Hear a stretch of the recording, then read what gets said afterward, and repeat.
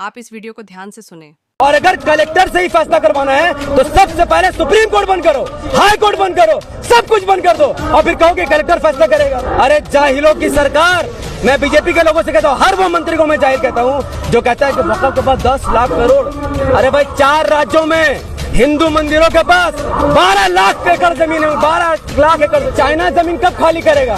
लोग इसी में उलझ जाए, ये मुसलमानों की जमीन, ये हिंदू की जमीन। 70 साल इसी मिशन में लगे हुए हैं, बीजेपी हराओ, बीजेपी हराओ। और जिन नेताओं को हमने वोट दिया, मुस्लिम नेताओं को, दूसरे पार्टियों के, उन्होंने वक़्फ़ की जमीन लूटी है। इसमें गोली चलाओ, अब लाठी मारो, केस बुक करो।